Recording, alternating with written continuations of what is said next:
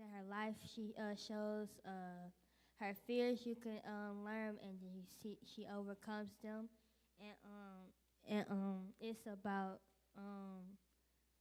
her showing her life. Like she takes you to school with her, she takes you on road trips with her, and yeah. So join me more as she takes her readers through a 10-day journey in the day and the life of a little girl named Samantha. In 10 Days with Samantha, Milmore creates this young girl who is simply excited about life. Milmore shares with us the love and joy that Samantha has for her family members and friends. In 10 Days with Samantha, we also learn that what makes Samantha happy and what makes her afraid. You'll also learn through this 10-day journey with Samantha that it's because of her own moral convictions and daily reflections that she overcomes her fears and struggles. Readers truly get a chance to practice connection with the thoughts and feelings of another child for not just the sake of knowledge, but to demonstrate true care and concern with joy and gratitude. Milmore closed each day of the book with a simple prayer for Samantha. Samantha is a character that you will learn to love and enjoy because of the good characterization skills used in the story written by the young and aspiring author Milmore L. Johnson.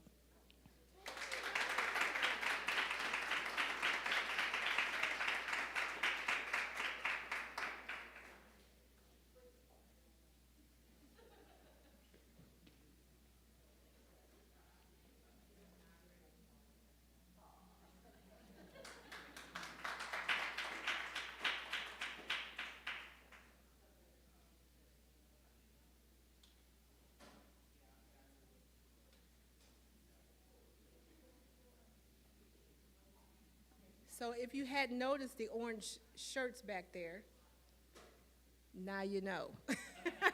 We have our Hustle and Grow team from WNOV here interviewing some of our youth and community leaders. This is Naomi Laster, sorry, I apologize. And she's going to tell you a little bit about Hustle and Grow. And how old are you? I'm 16. She's 16 years old. Hi, my name is Naomi, and I've been a part of the Hustle and Grow show for 5 years now. So a little bit about what we do is we go onto the radio and we voice our opinions as youth, and we all come up with, our own opinions, and we don't let anything influence like what we believe in, but it just comes from like us personally, from the heart, because we feel like, or I personally feel like our youth have valid opinions and we deserve to be heard. And we occasionally do events or attend events like this to get other people's opinions too, whether it's adults or youth. And we feel like it's very important that we, get other people's opinions as much as we feel like our opinions deserve to be heard as well. And so I just feel like we've all come a very long way, and yeah. What are some of the topics you'd love to discuss? So some of the topics we discuss are politics, and we talk about a lot about entrepreneurs and Black businesses, and we talk about our community a lot and what's going on in Milwaukee. Yeah, that's pretty much it. Who produces your show? The what? Who produces the show? Oh, so it's actually usually like the youth who do it. So we take turns producing the show, each of us, and yeah, we just all of the parts. We write the promo, write the what we say on the show. We pretty much just do all of it.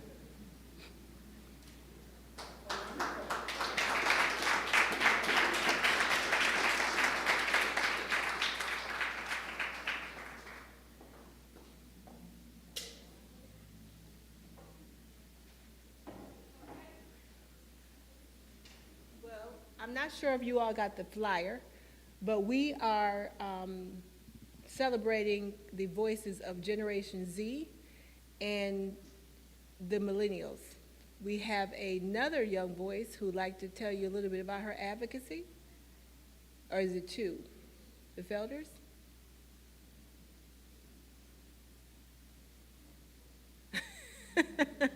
Oh, I think I might have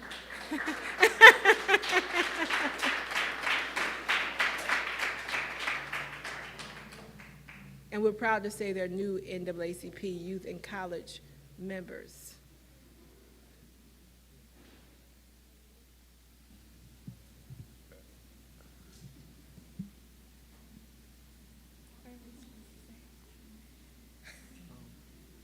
My name's Antonio. My name's Kellyanne.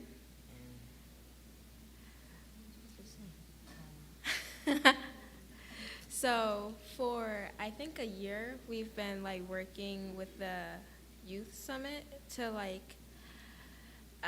make a change in our community and to give the youth a voice and express their feelings about what they find disturbing in our community. And I feel as though we should do that all over Milwaukee and give the youth a voice to bring awareness of what might be hidden in the community. And I feel like that's really important. And I am very proud of what we've done so far. So.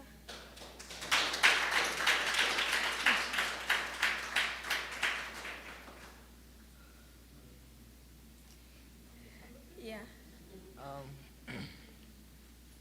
So like Gen Z has been given like a hand to work with like from the older like generations, and like a lot of things that are happening like right now, like you've had to work with that. Like I don't know what to talk about. I don't know. Yeah, like you enjoy doing the work you're doing? Yeah. So like we have to solve the problems that like we've been born with and like in the world and things like that. Yeah.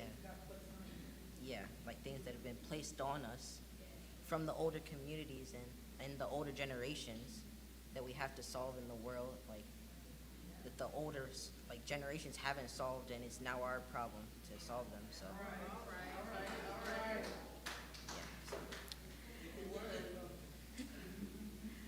So what I've been like mainly focusing on is mostly giving tools so the generations like this generation or the generation after us doesn't have to go through the problems. Like I've been working on like healthy relationship and healthy images. Yay. And yeah. So that like it's been a problem for years, like I think hundreds of years, and I'm sick of it. So Where do you see yourself in 5 to 10 years? hopefully I will have a stable job in design, and I will be helping small colored communities and businesses. Where do you see yourself? I don't know where I see myself in 5 to 10 years because there's so many options, and yeah, like, well, education, like animals. So maybe like educating like youth in like animals, like reptiles or whatever, and, like coming to schools with different animals and showing them what they can do.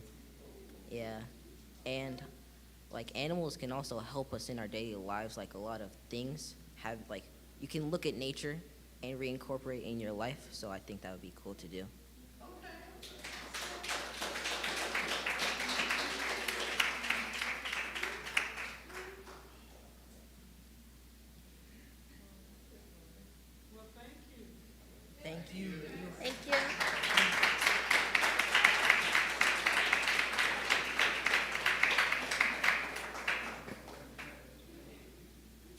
So before we move on to our featured event,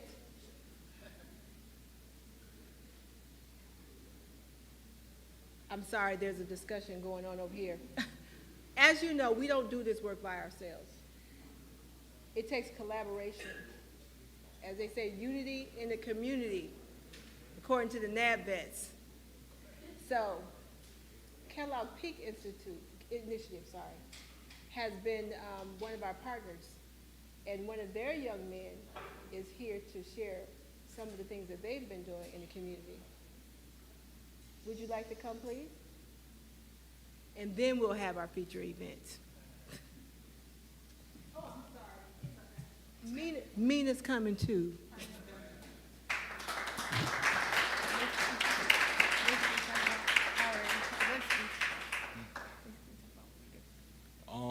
So my name is Nathan. I've been at Peak for about 4 years. I am now LT, which stands for Leader in Training. What we do here is at Peak is primarily youth-led and like going out and do community building skills to help our public growth. So right now as an LT, I'm trying to build my community skills and get more of that public speaking, because that's like one of my fears. So Peak helped me a lot, like just going out in the world and speaking to others. Another thing we do is it's all about growth in a way. That's like one of the main missions. We have 4 beliefs. You want to name them? One of them is you can only grow if you're honest about your mistakes. Another one is the community is better when everyone contributes. Yes. and then is something I'm trying to think. How to change the world. Everyone has the power to change their world. Everyone has the power to change their world. Yeah. That's 4. Every living being has an inherent value. And the and Inherent value. those are the 4 growths we all grew up on. So, because I've been in this program since I was in 2nd grade. Wow. Yeah, and now I'm a sophomore in high school.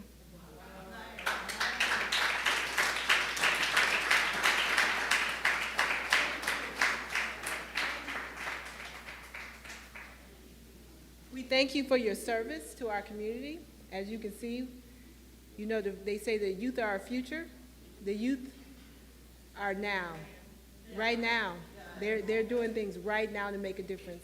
So without further ado, I'd like to welcome Brother Johnny Austin.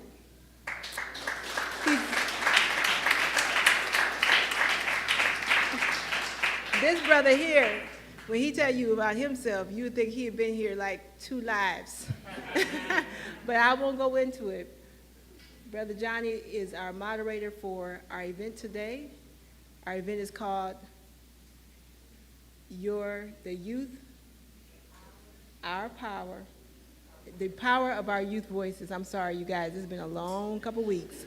The power of our youth voices, brought to you by many organizations, but it's going to be anchored by Brother Johnny, who's going to tell you why in just a second.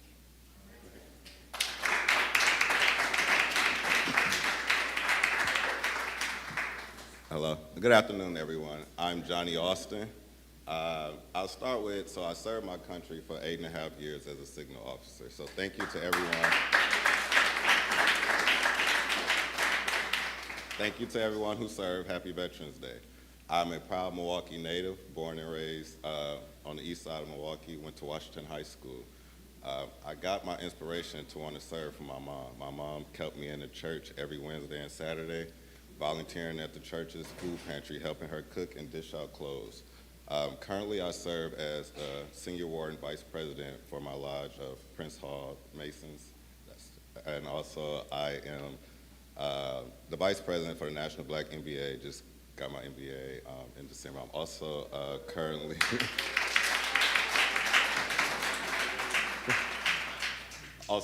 a doctoral student working on my doctorate in business administration. Um, I could go on and talk about me, but oh, I'm also a lifetime member of Kappa Alpha Psi Fraternity Incorporated. Shout out to all my Greeks in the building.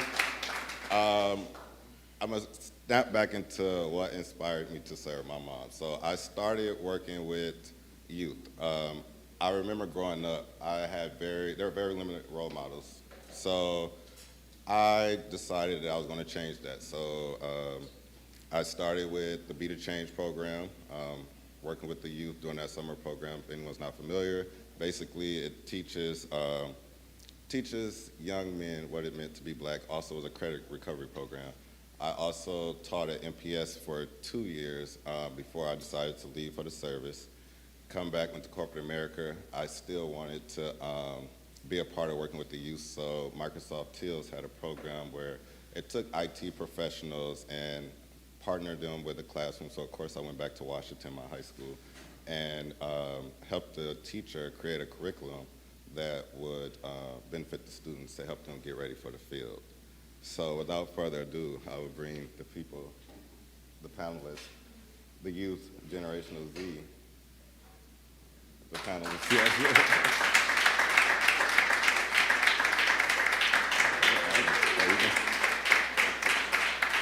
So they'll start with their introductions, and then we'll go into as to who they are. Yes, the other two, come on, all of you.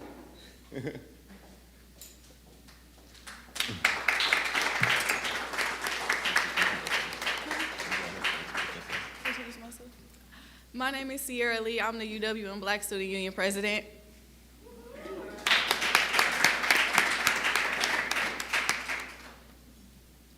My name is Tevin Humphrey. I'm 19 and I am currently an EMT, also a youth advocate for my community. My name is Hanan Bilal. I am a UWM student, and also I am a black artist, a local artist. So I just started my black-owned business in art. So.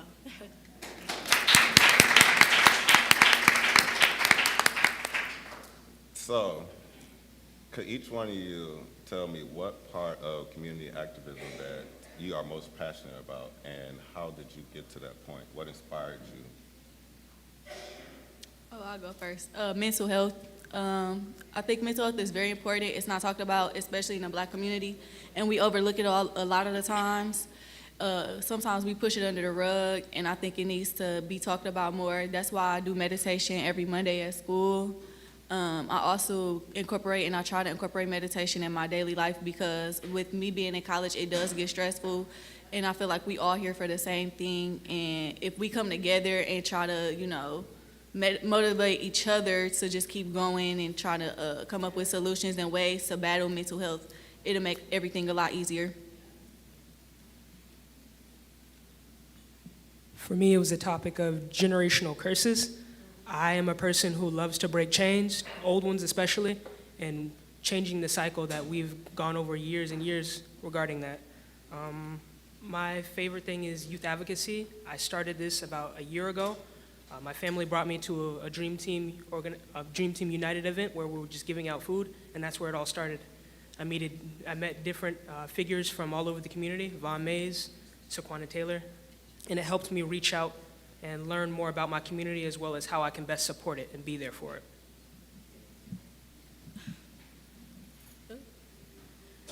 My bad. Well, for me, I'm agreeing with Sierra. Of course, mental health is very important in the black community. Me as an artist, I put a lot of thought and statements behind my art, and pay attention to the positivity and the optimism in black community, because we always seeing negative images of lynches and what's going on the news. So I want to put something out that's like positivity, that's black, joyful life, and talk about unknown things that they don't talk about in school. So I do my research before I even put something down on paper or draw it out from the heart. So, yeah. So the issues that you are using your voice for, why do you think they exist? Because we don't talk about it. I know I have anxiety and depression. I suffer from it. Since a little child. And I didn't really talk about it because I felt like nobody would listen to me, or that it didn't run in my family, or I was alone. So I would run and hide in a closet and try to like ignore all the, obvious stuff.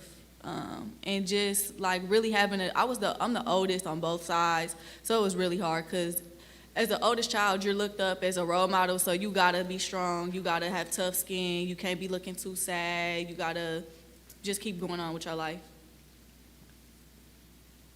I actually liked that topic about having people open up about what they're going through. I always thought the idea of support and having someone to listen to you is mostly the hardest part. From my background, it's mostly relating to other youth and having them be there to say, well, it's okay to do what you do from your background. You don't necessarily have to come from a troubled youth or a specific kind of background in order to do what you do and represent who you are. Research is really important to me. The library pretty much was my best friend. So especially going to a predominantly PWI school or predominantly white school, not HBCU. So basically going home, having a mother and a grandmother telling me who I am, that was one. Building up self-esteem and confidence, that's what my artwork's about. And when you go to the library and you go through a lot of racial issues within the education, systematic racism, then you have to be like mind over matter and go to the library and research about yourself, go beyond to like who was I and who was me before slavery. So I started looking up and started researching like the Moors and Mansa Musa. So I was like, I should be more proud about myself. So it's more of a self-confidence thing for me.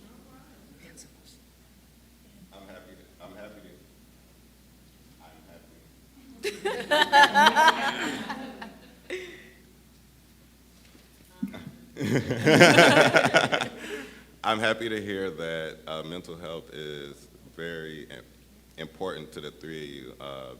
Just last year, I was diagnosed. I don't have an atypical brain.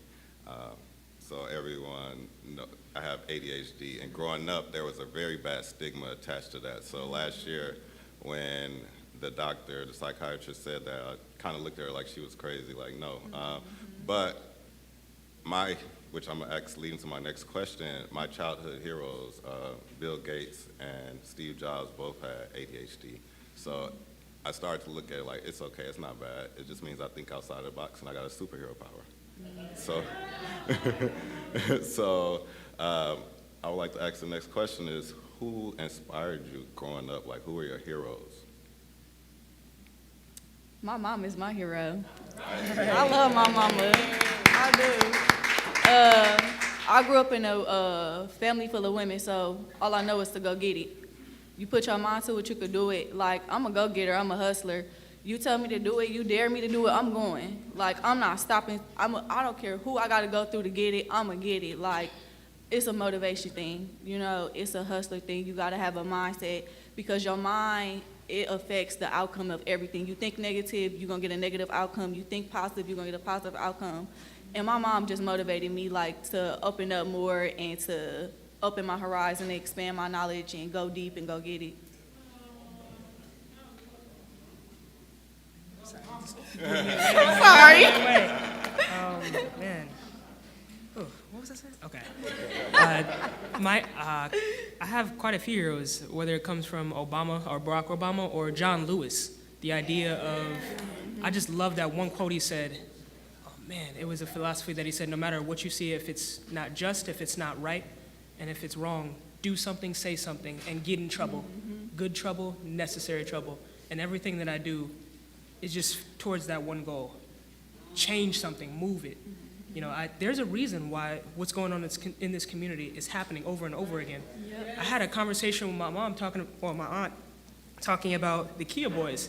She told me all about how when she was growing up, they did the same thing when they were young. And it was not what they did, but exactly.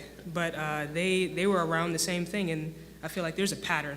We just got to find it, get to it, and change it. And that's what I'm there for.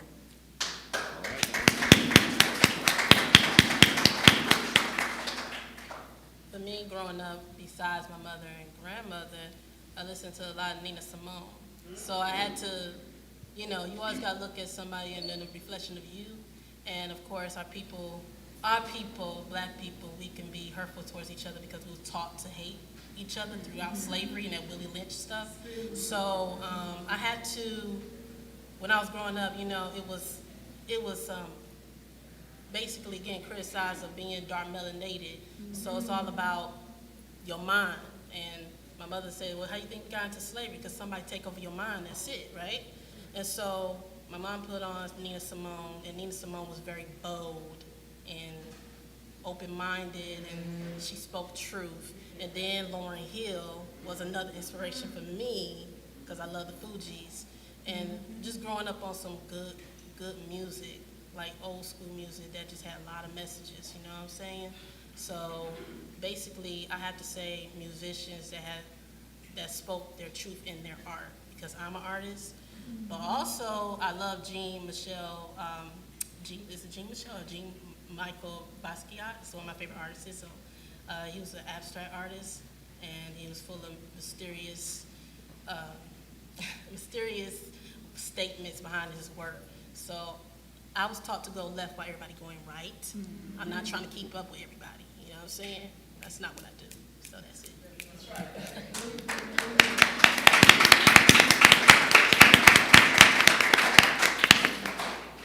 I love it, I love it. So the good trouble. So what good trouble? The good trouble. Each one of you have gotten into for the sake of change. I'm a Black Student Union president at a whole PWI, and so I'm stay in trouble, man. Like, I have a whole bunch of students. Like, one problem that we had is our blinds in the Black Student Cultural Center. We like to keep it open to welcome students, to let them know that they have a place to go, but of course you have the white students who do not know what a black person looks like, or they're just curious, so they come by staring, and I'm like, hey, you wanna come and join us? So I'm staying in trouble. Like, I guess last year it was a student from a different school who said the N-word, and they said that it was a whole protest for it. And like after that, nobody did anything about it. Like, I feel like it should have been more to be done with that. But that's just me. But yeah, I'm at a PWI. We stay in trouble, and it's students everywhere. Like, it's something called Snapchat. I don't know if some of you folks know about that. it's more so my generation. So I'm sorry. Yeah, I'm sorry. So our school has like a whole story, and this girl, she was a white student, and she was getting arrested, and as she was getting arrested, she was like, Black Lives Matter, and I'm looking like, what does that have to do with you? Like, why are you bringing that up? But no, I stay in trouble only because, like, again, we go to PWI, so I feel like black people need to be broadcasted more. Like, we need to talk more about diversity, because we have white people who are either coming from rural areas who don't know much about black people, or, you know, black colleges or anything of that nature that has anything to do with black. So they need to just have like diversity classes or inclusion classes to like kind of talk about those things.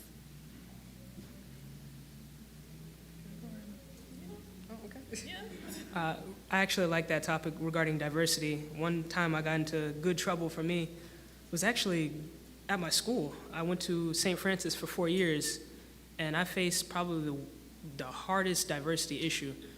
I see certain, you know, hate to suffice to say, white people, whether they mock our style, our the way we talk.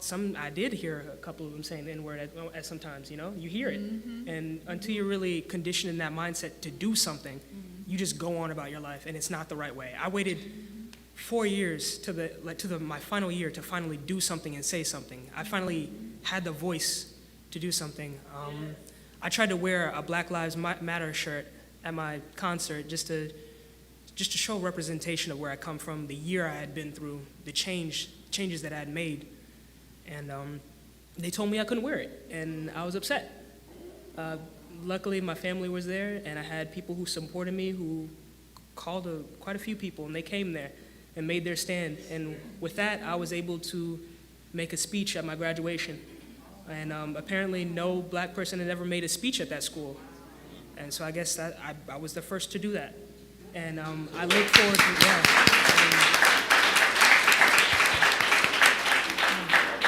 So with that being said, I look forward to just making waves.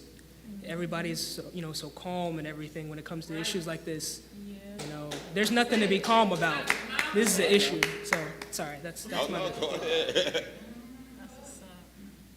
I feel you on that because while I was at, I'm gonna give y'all a little story, just a little bit.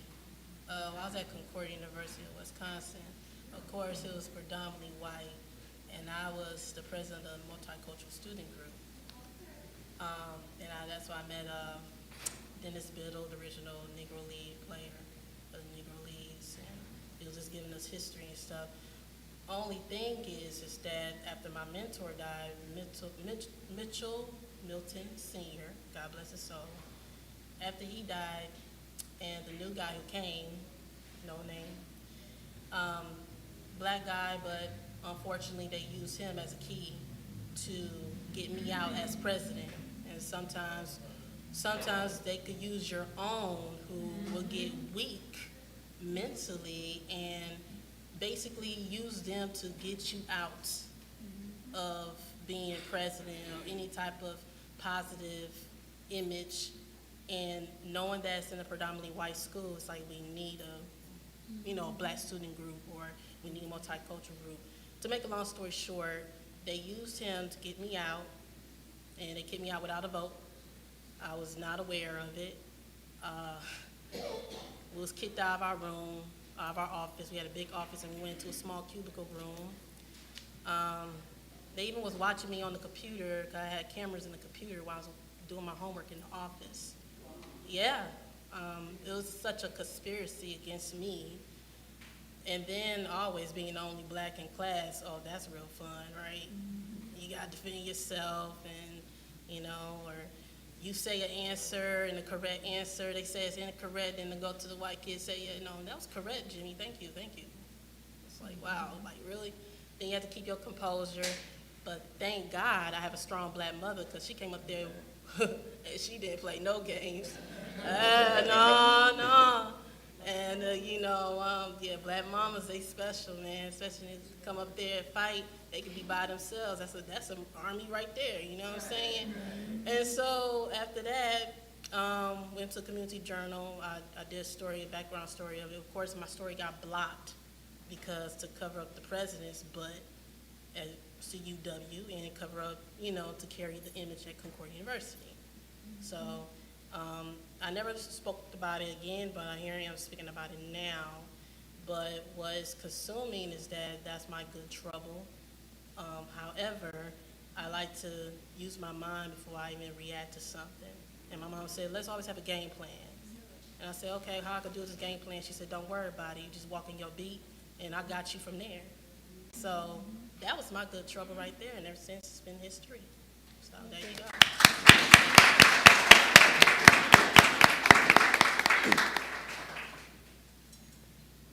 How do you guys think that you can educate the public about some of these issues, the good trouble issues that you brought up? Going to the schools, it start with the schools, it start with the youth. I always said it don't even start with the adults no more. Like, y'all could teach us, it's like this, you could bring a horse to the water, but you can't make it drink. And so I always tell people, like, you could get these kids in these churches, you could get these kids wherever they need to be, but it's up to them to take from it what they want. And they can either run with it or they can stay where they at. And so with me, I could incorporate ways to do that. I could just go to schools and talk about it with students, or catch a student out in the streets or in the public and just engage in a conversation. I love engaging with people. That's just me. Like, I'm a bubbly person, so all I know is to talk and talk and talk and talk. You cannot get me to shut up for nothing. I'm sorry. I'm gonna talk until I feel like I'm heard. But it definitely starts with the youth, and I think it's hard for them to talk about it because, like, the adults, they'll say they'll do something and don't ever do it. And that's just like with politicians, like they'll say they'll do something, but then they don't ever do it. Like, why did I vote for you then? Why did I vote for you? like it's like I voted for you just for you to get in here and then not do nothing. But I also feel like it takes a village. It does take a village, and it takes a lot of support. And sometimes when they get in these offices, people will twist their arm and say, "Oh, don't do that. Let's play it safe." Like it's time for stop playing it safe. But we've been playing it safe for too long. When it's like we gotta go. Like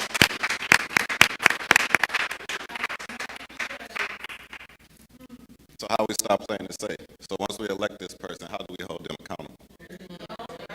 I mean, it's a lot of ways we could go about doing that. Like, we can go talk to the people ourselves. The youth, like, that's what y'all do. You know what I'm saying? Y'all are part of these councils, NAACP, all of this Peak Initiative. I was a part of Lake Valley Camp before it was called Peak Initiative, and they taught me like how to actually get in contact with people. We went out. We had First Stage come to the building. We did a lot of stuff that involved getting involved in the community. Go to your officials, email them. Like, it's okay to be a young person and actually speak. That's what they want for you to do, is to speak. Because the older people, yeah, they got a little bit of power, but this is our future. It's in our hands. So you can do it. Like, you can definitely, if you got the mouth like I do, trust me. If you need me, I got you. I got you.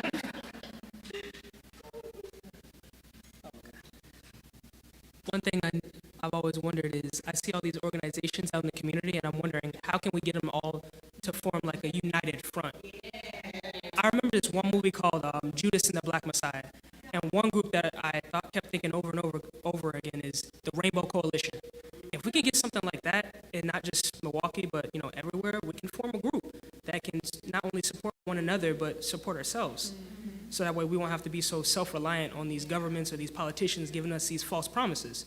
We can help ourselves and look out for one another, but also make change too. So along with that, we could use more youth groups like yours as well to speak up for one another, and help inspire others to come out, so that way you don't have to wait, like I did, to speak up and finally make that change. So. Well, it's all about action to me. I mean, basically, I hear people talk all the time. They be like, blah, blah, M-O blah, and blah, blah, blah, blah, blah. And it's like, all right, let me go and see what you really about. It's all about show and tell to me. I mean, basically, it was some black people over here like, yo, we can do this and do that. And then when it comes to the time to fight, no, that ain't my damn business. So, sorry for the language, my bad. But it just, basically, it depends on the show and tell, and if people really have the heart to do it, make a petition, going to black-owned businesses, be out there, getting together. Hey, I got your number, you got mine. Communicate. Communication is the key. That's where it starts at. And then lead on to that action. Because I hear so many people say they want to do something and they don't do it. It's all about that communication. It's all about us uniting, speak up, talk, like you saying, just, meet up and say what's up, or like just meet up at a cafe, like, okay, I got a plan, and there you go. So, I mean, it's all about action. That's what it is. Actions speak louder than words.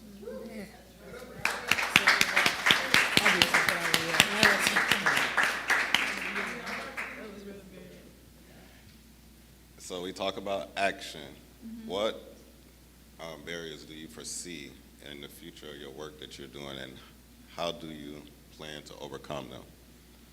Now, keep in mind, you got a bunch of elected officials in here, so as soon as we're done, you can start having conversations with them.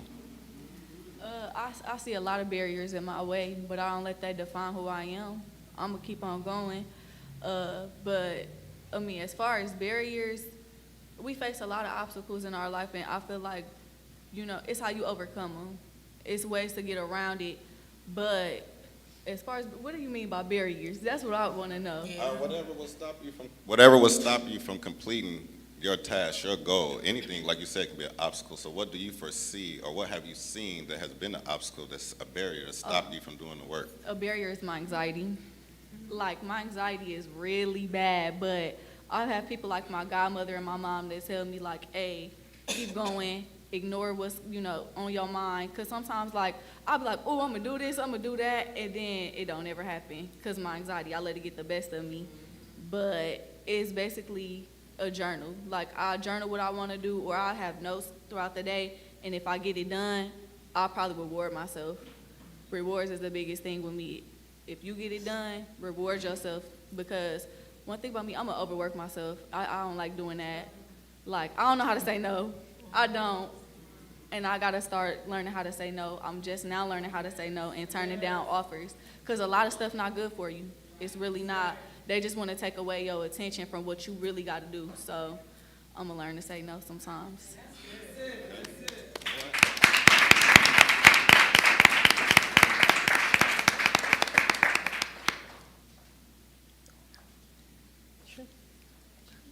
I feel like differences. I feel like a lot of people focus on those, and I definitely did, because I wondered how can I go and relate to other people, other youth that may come from different areas in Milwaukee. I mean, I came from Cudahy. There's no way I thought that I could like understand and take my pain and match it with theirs. Another one is a follow through. I like what she said. It's all about action. If we're gonna make a plan and we're gonna come together, we gotta like stick with it and hold on, because it's not gonna be easy to work together and work with other people of different backgrounds and even different races. I would love to see a little bit more unity regarding that. But one issue is, facing those differences and saying, hey, it's okay, I'm different, I do come from a different background, but at the end of the day, I'm black. That's not gonna change. And the way people understand that, I mean, and the sooner we understand that, we're all, in a sense, we're all in that minority. Then the sooner we'll be able to come together and actually act on things. I love that.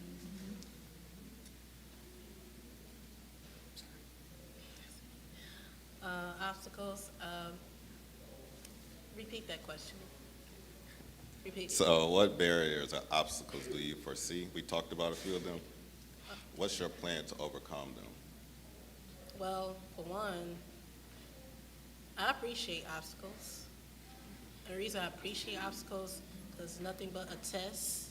It's a test. My mother always said an obstacle is a test. And a test turns into a challenge. Like you said, nothing's not easy, never easy. I have to say my faith, and then when I get into my pain, and it's okay to cry. It's okay to cry, because if you hold it in, you're going to be messed up. You cannot hold that stuff in.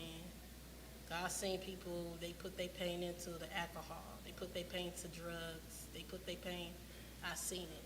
Or going to the wrong route, hanging out with the wrong type of people, right? It's okay to cry. But at the end of the day, I put on my big girl panties, and what I do, I put my pain into my work. And when I put my pain into my work, basically, it's like I get a signal from God, and I paint, and I continue on painting. And then also, I want to put myself into other people's shoes. I worry about people who also have it worse than I do. You get what I'm saying? So I can't complain.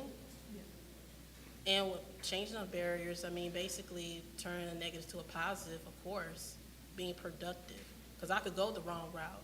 That's the thing with black kids or black students, because so many doors be slammed in your face, and a lot of doors were slammed in my face. But the key is to stay busy, be productive, get into a gift, like find out what you're really good at. My mother, I have to say, my mother she sat back and watched me as a kid, and she was like, this girl be drawing all the time. And it's good. It's always good to have a good support system of a mother or a grandmother or a father. They sit back and watch what you're good at. Then they invest into it and they support you in it. And that's how you also break barriers too. You have to have mentors. You have to have the elders. You have to have griots. You have to listen to them. You have to listen to your elders. I tell that to my students, and I tell that to myself. I have to listen. My mother said you have to listen to your elders, because you also have to be navigated too. Us young kids, young folks, we don't know everything. We don't. We don't know everything. So we have to sit back and listen. I think that's what we forget as young black kids and young black students. We forget to listen to the old school. So I appreciate the old school, because that's all I've been around. That's all I was taught. And that's how you also break barriers too, if you have that voice in your ear. I had a two voices. That was my mother and grandmother. They always told me I could do it. And then I go into my talent, and then I go into my gifts, and then I also have a story to tell. So I always told stories through my work that I could change people's lives. Like, wow, she's really researching, or, you know, I'm meeting different artists. I met Lauren. She's a great Black-owned business person. I met a lot of people that was just like me, where I thought that I was an outsider. There was no place for me in the world because I was the different kid that didn't say anything. Like right now, if I was back then, I wouldn't be saying anything to y'all because I'd be scared to say something. Because so many people were so busy trying to define who I was. It's like I have to speak out in a different way through a gift, something that I'm good at, and that I could change people's lives too, and say you could do it too. But it all starts off listening to your elders. So that's how you change barriers too. You listen to your elders, and you get that plan, you get that extra and say, okay, I got this now. So that's how I did mine.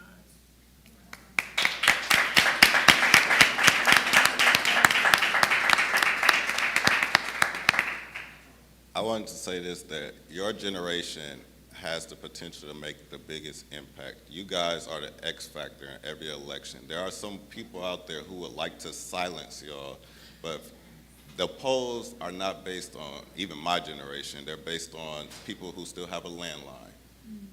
All you all have cell phones. They're not calling you all. Y'all can impact and change any and every election to the way that y'all see fit. So with that, with the next question, I'm gonna go into, you mentioned the Rainbow Coalition, you mentioned mentors.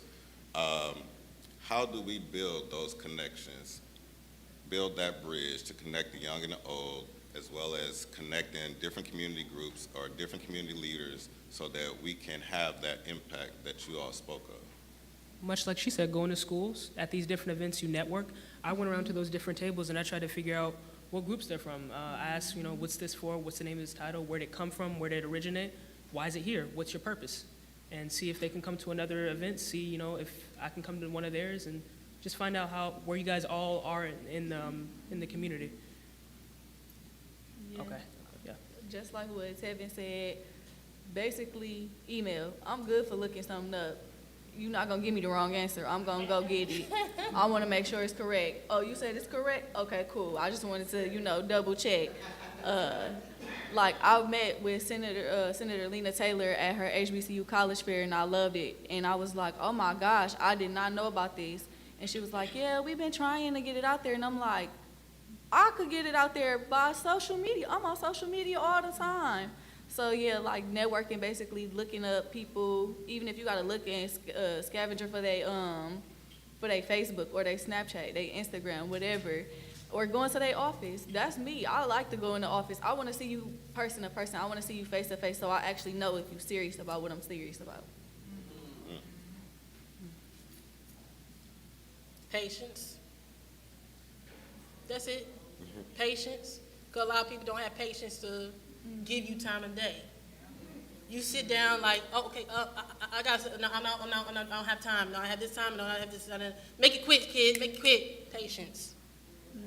And then I have to be patient and be like, okay, well, I'm going to buy this phone, or I'm going to contact, like you say, go and contact. Patience, and of course, determination. That is number one key. Because it's like, you be determined, but I could be determined all day, but you got to have patience with me. I need you to hear me out. That's all, and I want to hear you out. That's how you get something going on. Okay, let me just take 5-minute break. Let me just go on and, you know, connect with you. You know what I'm saying? It's all about patience. Because people don't have patience with anybody no more. We got to take patience for each other, right? Okay. And respect. Respect is a big one. And trust. Like, I think we lost touch with trust. Because I do that all the time. I'll be like, yeah, okay, you said we're going to do that. And then behind closed doors, I'm like, I don't think I trust that person. I don't know. Are we going to do this? Like, I don't know. But trust is it's a big one. Trust and honesty. Be honest with yourself. Can you really get it done? Like, make sure it's something you can measure. Is it something that you can deal with? Can you do it by yourself? Because everything cannot be done by yourself. And I'm learning that too. Like, I can't do everything by myself. I have to have a team with me. Somebody that's serious about it with me to go get it and get it done. Okay, thank you. Now we're gonna leave it off with this. So could each one of you, there might be someone in the audience that you're gonna inspire. Could you give them some words of wisdom or inspiration as they look to find their voice and how they can become more active in their community for the issues that they are passionate about? Align yourselves with the people that got the same ambitions and goals as you. Because if you, like, it's one thing to be with somebody that's supporting you, but are they actually supporting you by helping you get it with you? Like relationships, friendships, because you could say that that's your friend, but friends can suck the soul out of us. They can drain us. Like, people can take a toll on you mentally and physically, but definitely align yourself with people who are going to, allow you to stay focused. No distractions. You don't need no distractions. We don't have any time for distractions. And go get it. Just go get it and keep that hustler mindset.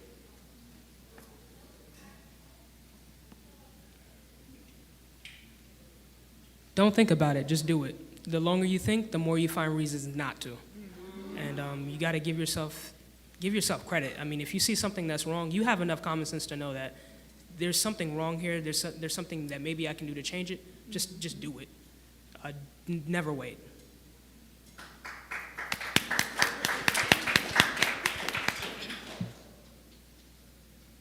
Prayer is number one. Keep your faith.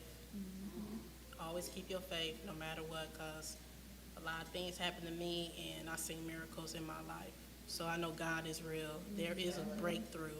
There's a breakthrough every time in each obstacle. That's one. Two, always stay in touch with your family. Cherish your family. I miss my grandmother right now.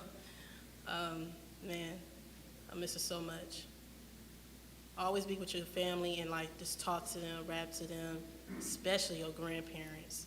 Like, listen to them, what they got to say. They may not walk, they may be in the bedridden, whatever. Listen to them, and just like you said, stay focused, be determined, but also stay true to yourself too. Don't lose yourself. Don't lose yourself from by any means necessary. Do not lose yourself. Stay true to yourself. Do your thing. Don't worry about the next person. But as we always messed up on. Always trying to worry about the next person, what they got, what they did. No. Don't even try to be in a competition because it ain't even worth it. You're in competition with yourself. So that's just how I say. And another thing, always make time for yourself, please. Like, self-care is the best thing for you. Be selfish. Please be selfish because you need it. You're going to get burned out along the way. It's all about taking care of your mental and your physical being too. Make sure you go to the doctor. Make sure you're healthy because how you going to look out for everybody else besides yourself? You are what keep everybody going. So make sure you are doing what you need to do so that you get out there and make it happen. Self-care is not selfish. It's necessary, especially in this field. Yes, I voted. Yeah, I voted. I voted. All right, I want to thank each and every one of you for participating. I would like to thank the audience for showing up.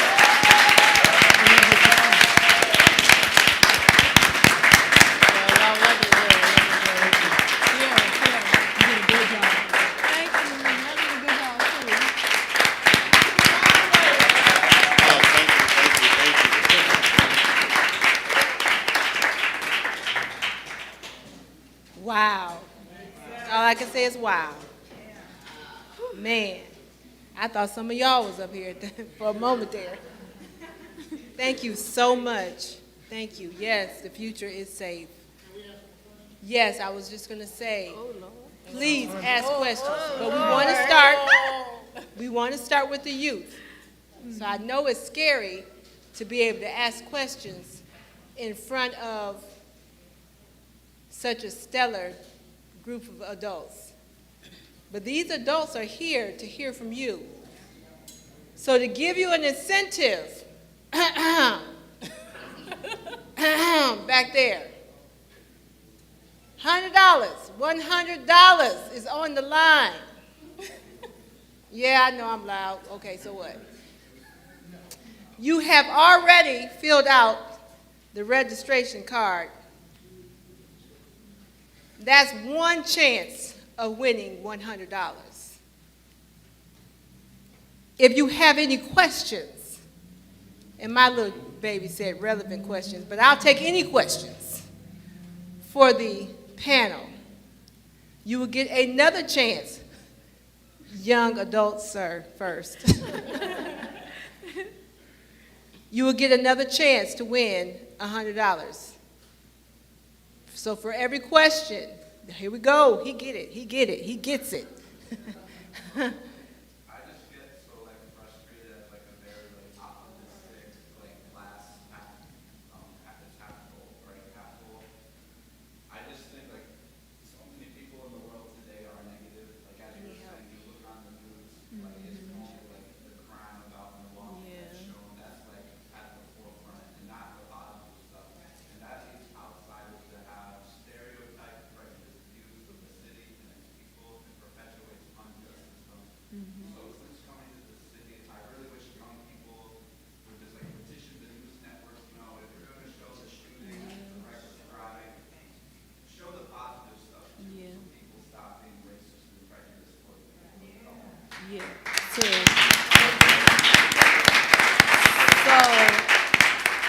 back when protests was going on, I was a part of all of that, and our biggest thing, especially in protests with the organizers especially, was y'all come and y'all seeing us, but y'all get us when they looting. Y'all get them when they stealing and setting things on fire. Why y'all not coming when we peacefully protesting? When we going to the police stations and in these people's faces and actually having a cordial conversation in ways in which we can like stop what's going on. Like I feel like news anchors and newscasters, they really do a bad job at their job. Like they get all the negatives instead of the positives, and it especially in underserved communities. Yes. Yes.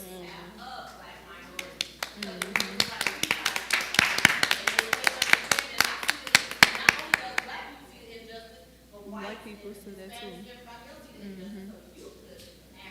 Yep. Right. Absolutely. Absolutely. Absolutely. And I want to say that often when you think of the idea, when you have the vision to see it, and so it doesn't mean that you have to do all the work, but you speaking that in this room, that there will be others that you might be able to partner with, to be able to do that. You immediately made me think of the work that Faith Cullis is doing in her late husband's name, on her farm, and the journalists that are coming along through that program, and how we're sharing with those college students who are in that program. But the point is that when you think about something that needs to be addressed, don't think you have to carry the burden all yourself, but know that God gave you the vision. And you can build a coalition of people to do that. One thing I heard you say is you said you had frustration. Use it. Make people listen. Yes. We're in a day and age where we have social media. That's our resource. Use it. Like for instance, right now, people are recording. I have no doubt that they're sharing this. Use your platform, and it's okay even if you are the only one person making noise, as long as people hear it. Yes. So use that frustration. We have some questions over here. I'm sorry. Well, not necessarily a question. I actually wanted to add on to what the young lady said about patience earlier. Everything that she said was 100% correct and to the point, but I also want, Keep talking, but you don't have to know. all right, I'll take that to the right. All right, but the other thing I wanted to add is having, not only just patience with people, but also having faith and patience with, like, the system itself. And I can't tell you how many times I've heard, well, I voted, it didn't work. I didn't see something that I wanted. And because they didn't get that immediate, because I did A, I immediately get my award, then they get upset. And I really beg people to have patience. Don't get disillusioned. You have to stay the course, because it is not a race. It is a marathon. No one really wins. You just move forward together.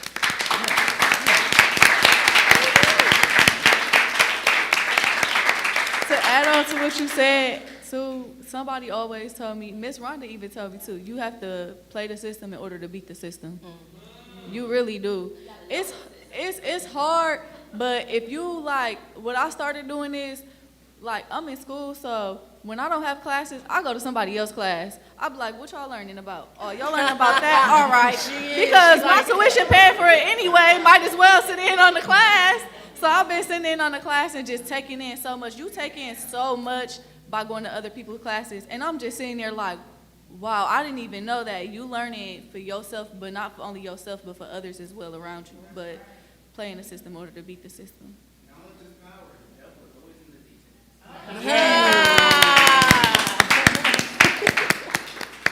So our co-sponsor has a question. Then we must go to these other young people who I've already given the raffle ticket to.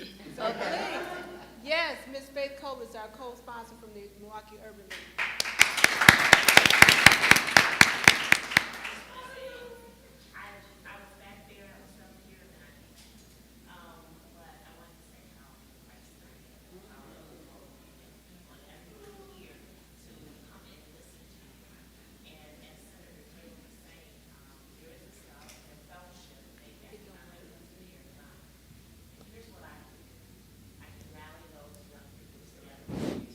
Conversation with them.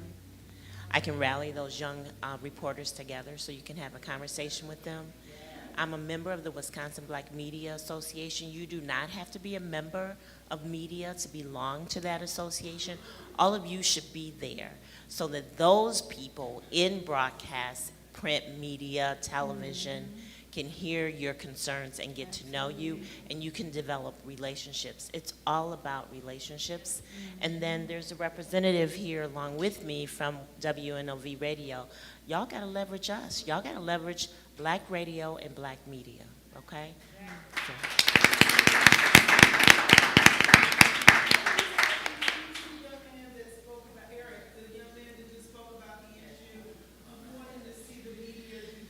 So, again, it's relationships.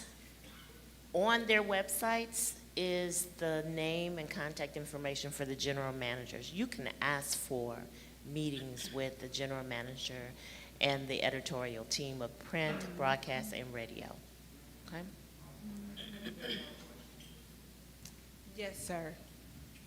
Sir Wade. My name is Sir Wayne.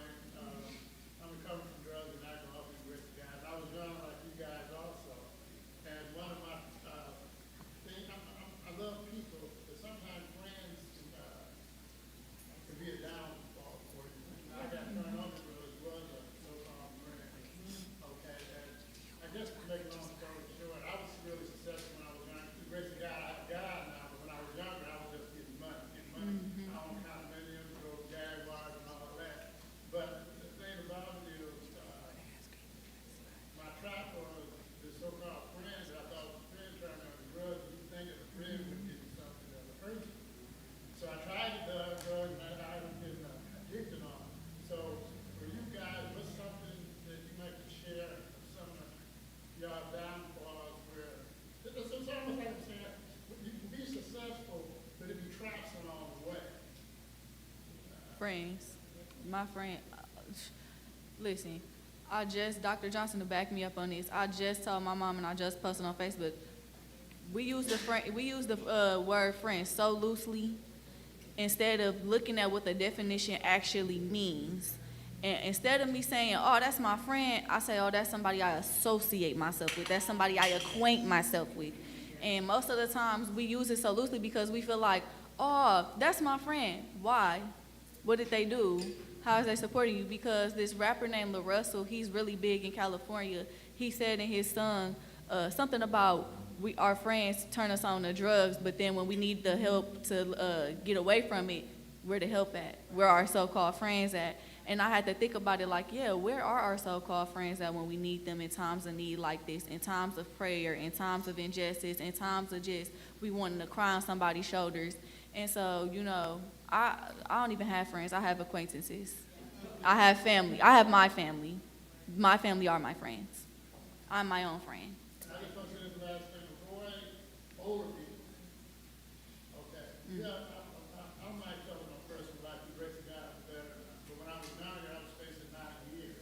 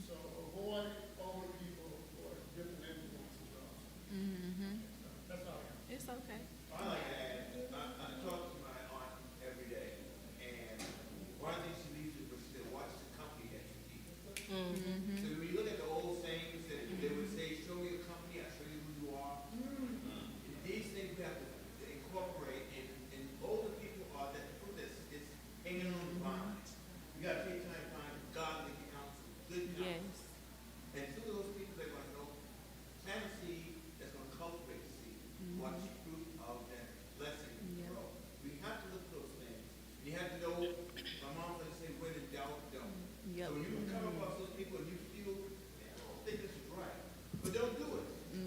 Go with your first mind, because that's going to give you the solace to know that it wasn't right for me. I felt a certain way about it from the beginning, and move on. But watch the company that you keep. My mom always told me, you are the company you keep. That's why whenever I'm out, I'll be like, listen, I have a representation and something to uphold. I need you to act like you have some decorum with me, because like when people start seeing you hanging out with people that they see you with all the time, when that person is by themselves, they are still a representation of not only you, but themselves as well. And so I have to remind people, you are a representation of yourself, your family, and who you are associating yourself with. So please act like you have some decorum and have some respect for yourself and people around you, because there are people watching. It's eyes all around.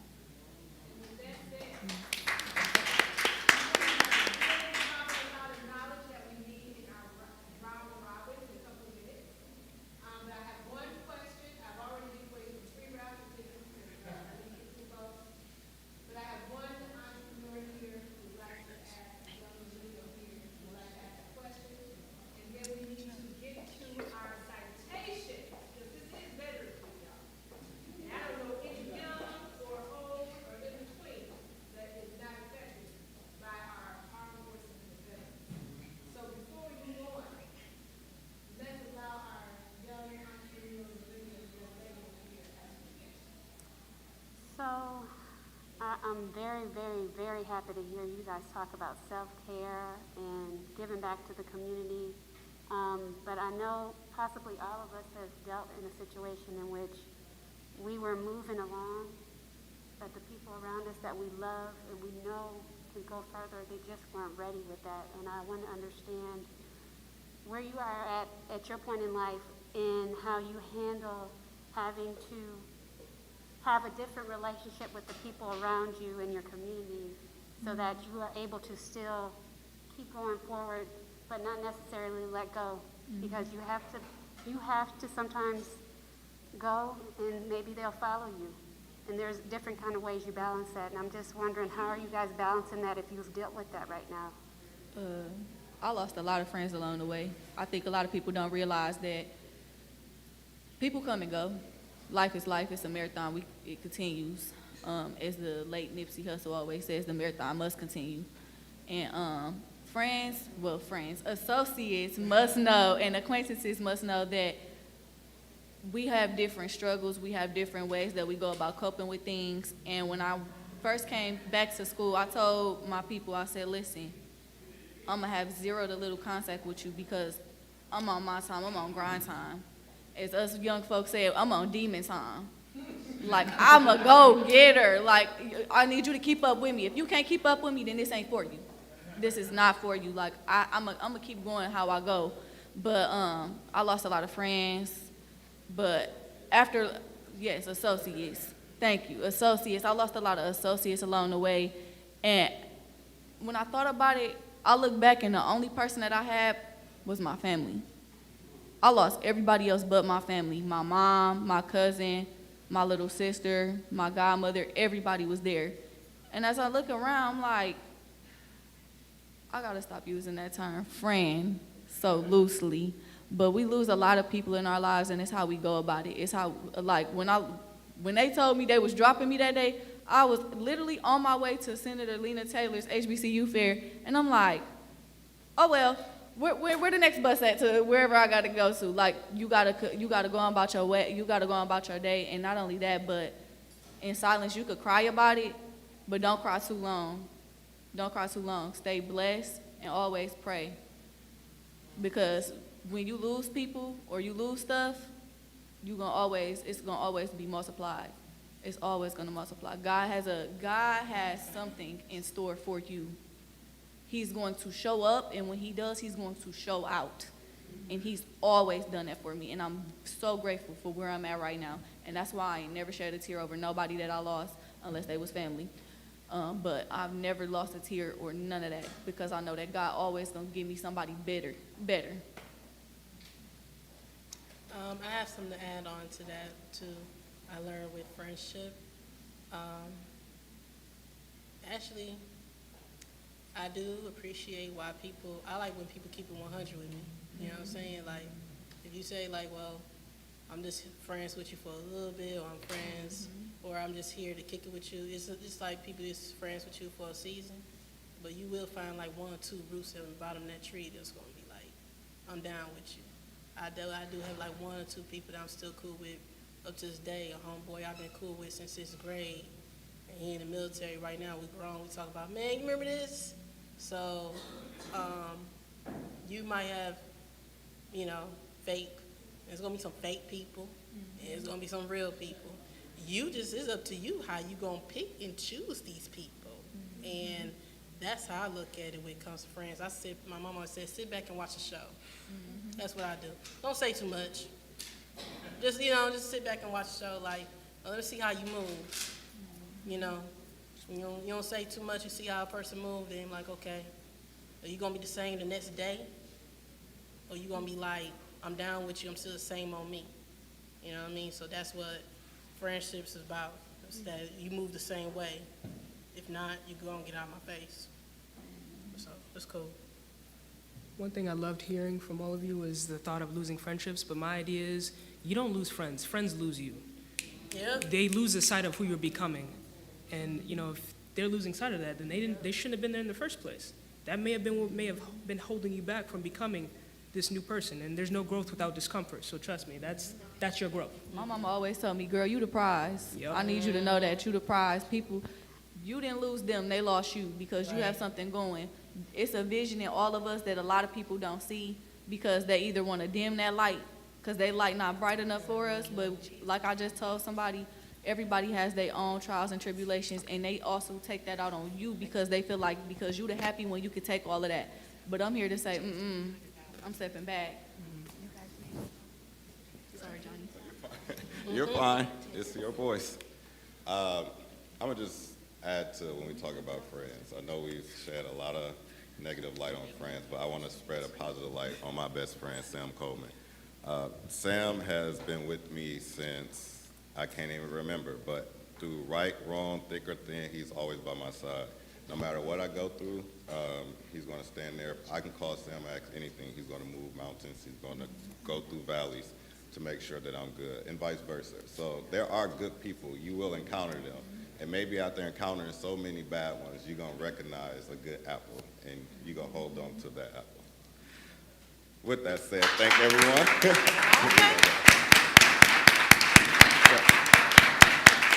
So next, I would like to introduce State Representative Kaylin Haywood, Assistant Minority Leader.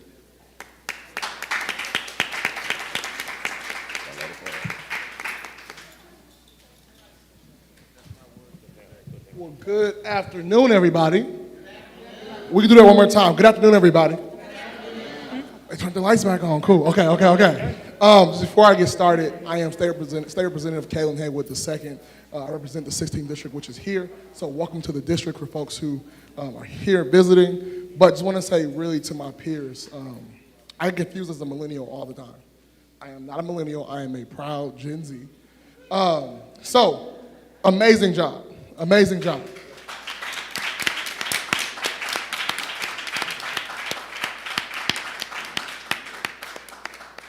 And I think all the time, I try to leave my peers with something that I think is fruitful or some advice, but you guys said it already. So I just want to tell you that honestly, Gen Z is the most empowered and best positioned to make change in the world around us. So keep doing what you're doing, keep going hard, but know that you got allies.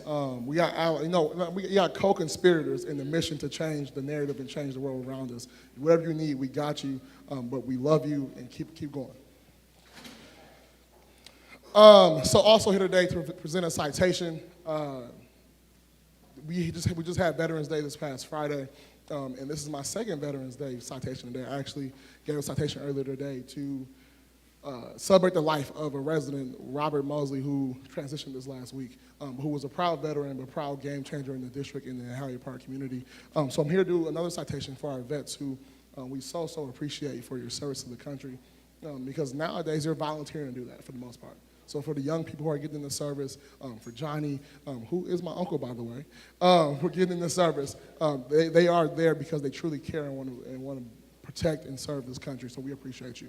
So I have a citation from me and some of my colleagues at the state to honor you all in NABVET. So it reads as, whereas the National Association for Black Veterans Incorporated, with headquarters in Milwaukee, Wisconsin, is a 501c3 nationally certified recognizing veteran service organization and a U.S. Department of Veteran Affairs claims representatives for all veterans. Whereas NABVETS was established in 1969 in Milwaukee, Wisconsin during the very turbulent racial times and was initially known as the Interested Veterans of the Central City. Whereas NABVETS has grown and its memberships charters reach across the United States and Puerto Rico. Whereas NABVET's mission and vision includes advocacy for youth and families, community, leadership, moral, and economic.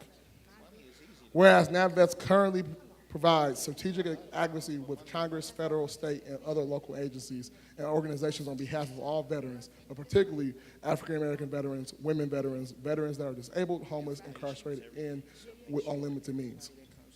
Whereas the Milwaukee NABVETS chapter works in concert with chapters across the nation in unity with the community to end homelessness and empower local low-income and minority veterans.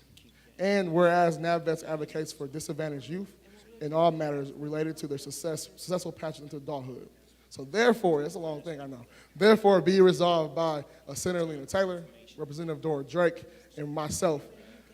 Do thank you on behalf of the state of Wisconsin, and hereby recognize the community members of the National Black Veterans Association for their work in uplifting and supporting those impacted directly and indirectly by the armed service duty. Thank you.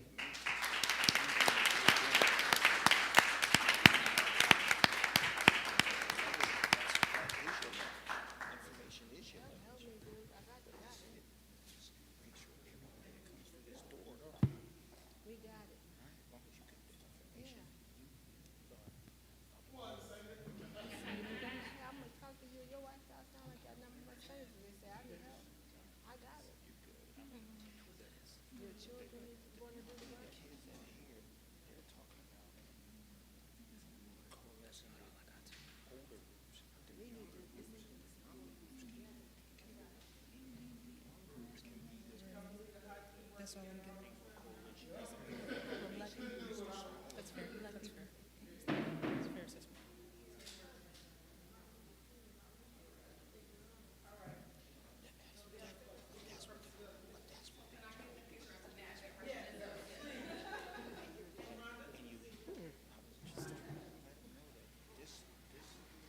Miss Rhonda, I'm sorry, I went to go get the lights on and got distracted.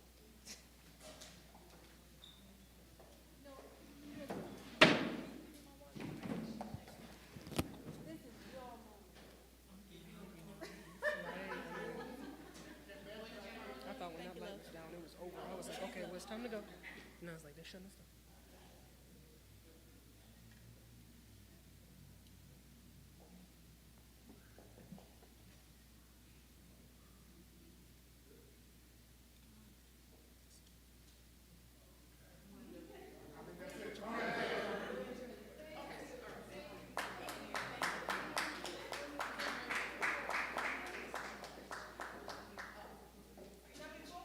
She was saying the bottom was cute.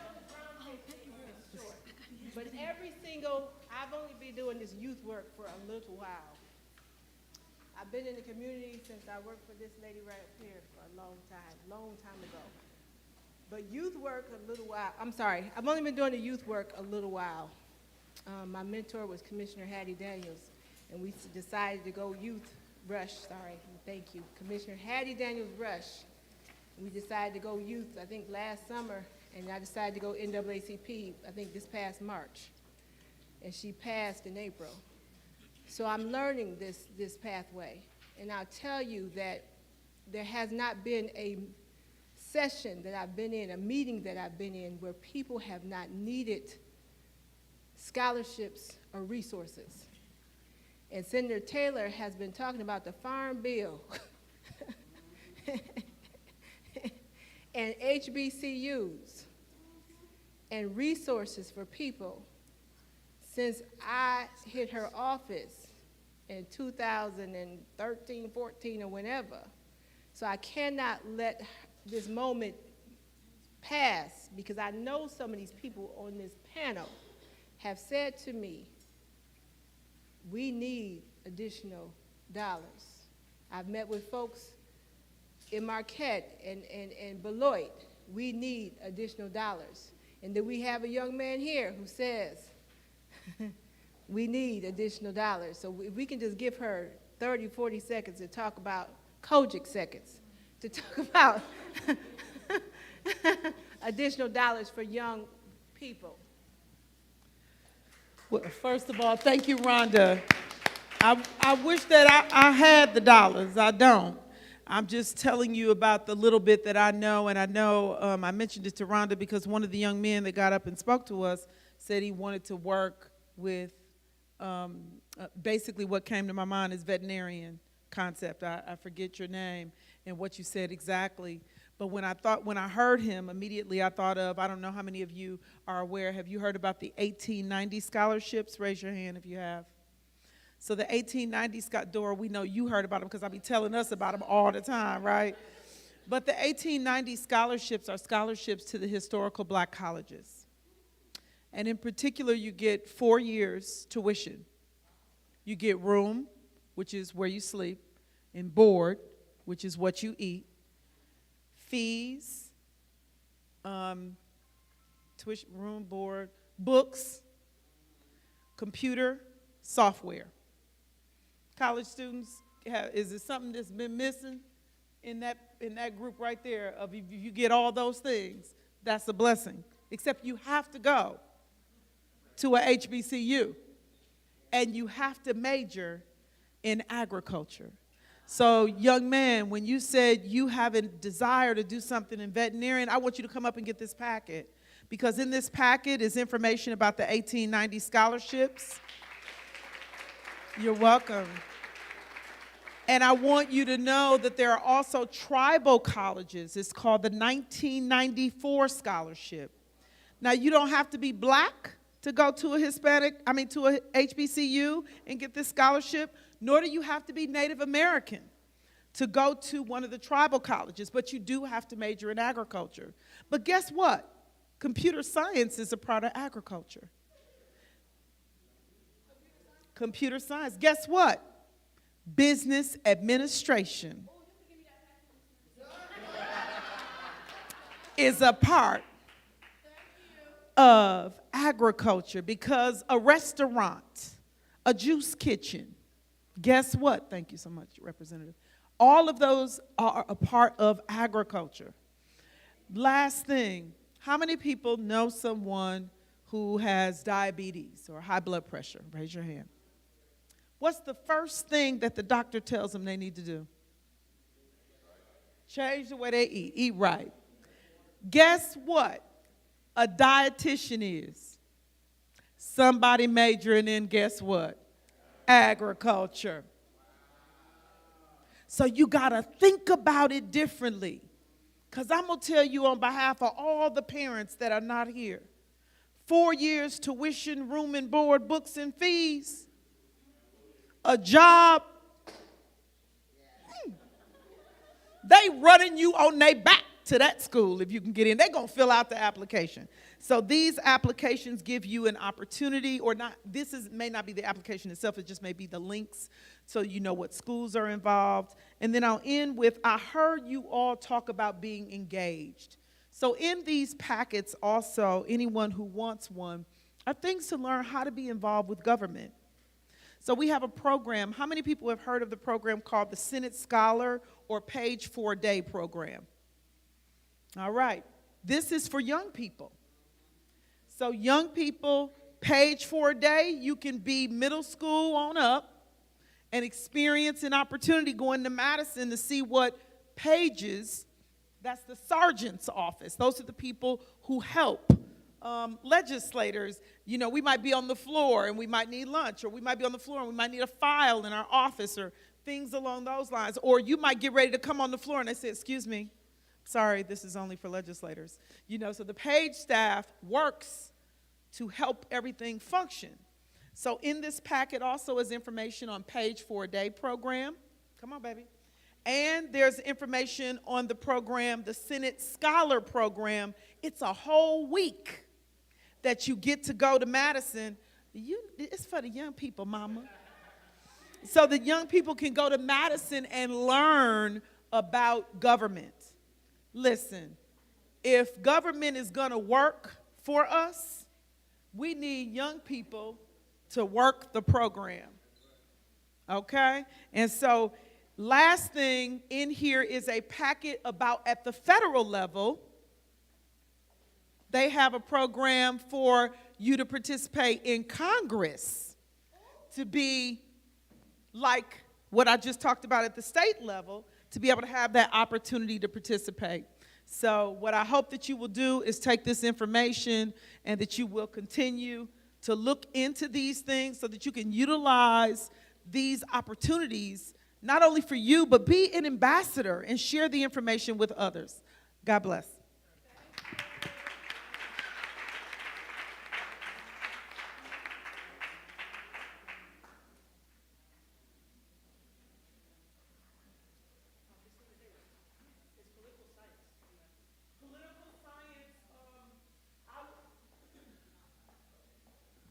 I would argue that there is still an intersection.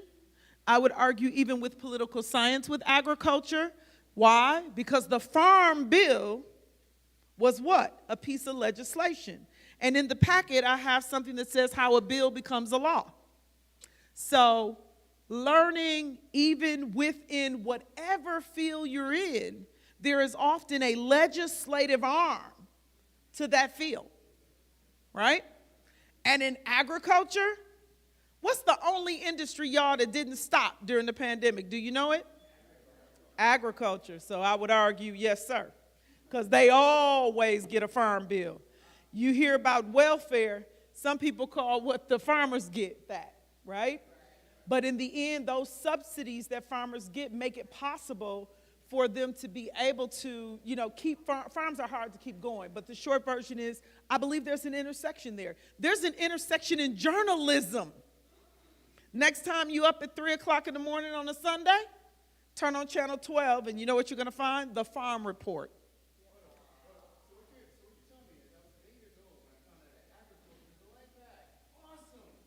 Hey, when you get done, agriculture touches you in every way. In every way. Okay. Well, did you have a question? Okay, so, you have a raffle ticket. I know that's right. Show me the money.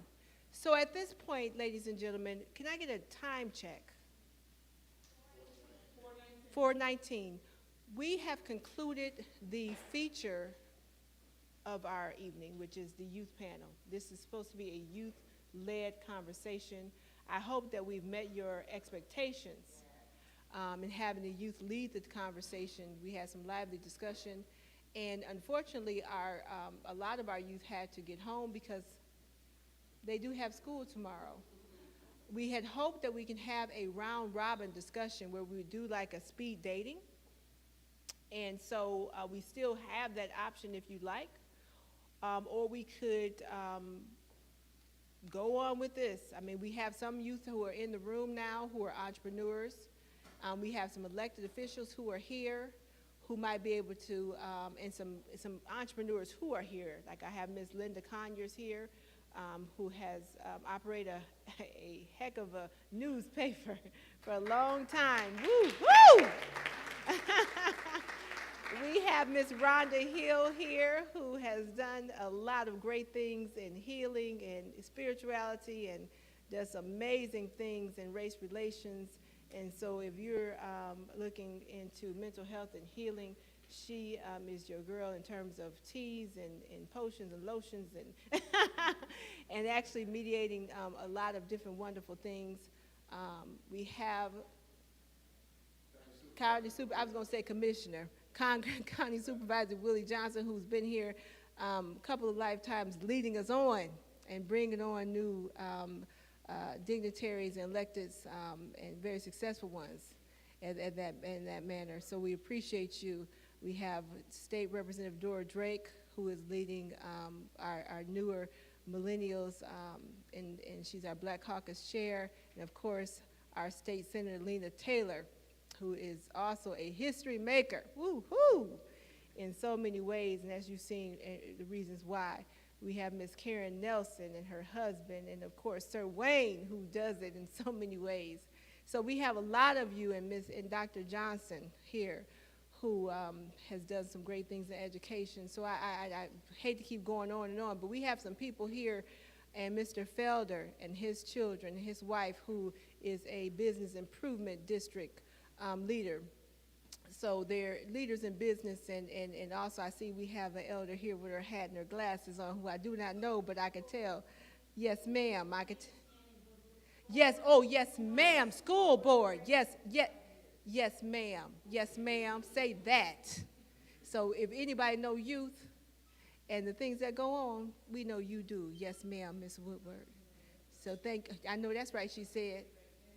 That's your friend.